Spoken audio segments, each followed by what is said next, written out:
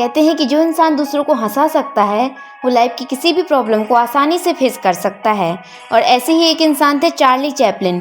खुद को मुसीबत में डालकर लोगों को हंसाने का गुण था चार्ली के पास। वो अपने एक्ट में बिना कुछ बोले ही सबको अपने दिल की बात समझा देते थे और उन्हें मुसीबतों से लड़ते उलझते देख सब ठहाके मारकर हंसते थे। चलिए समझते हैं कि कौन थे चार्ली। 16 अप्रैल 1889 को इंग्लैंड के लंदन शहर के एक बेहद ही पुअर फैमिली में चार्ली का जन्म हुआ। जन्म के बाद चार्ली ने कभी अपने फादर को नहीं देखा क्योंकि वो उनके साथ नहीं रहते थे और उनकी देखरेख उनकी माँ ने की।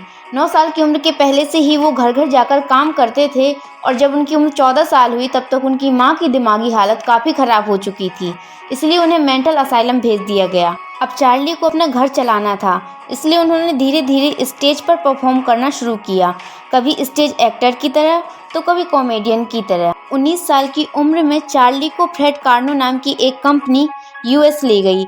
1914 से चार्ली के फिल्मी करियर की शुरुआत हुई।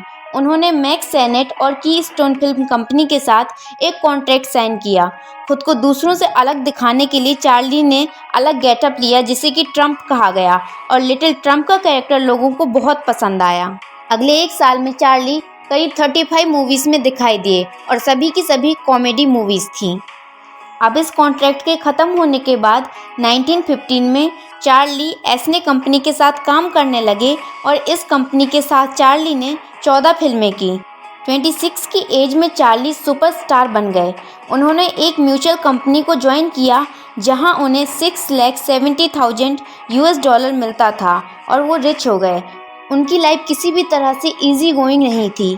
बेहद गरीबी से लेकर लोगों के दिलों में राज करने तक का सफ़र आसान नहीं था, पर चार्ली अपने चेहरे में वही पॉपुलर स्माइल लेकर हर एक डिफ़िकल्टी को पार करते रहे और लाइफ की इतनी ऊंचाइयों को छुआ। ये सब इसलिए पॉसिबल हुआ क्योंकि प्रॉब्लम्स को देखकर वो डरे या पीछे नहीं हटे, बल्कि उनका स्माइल के साथ सामना किया।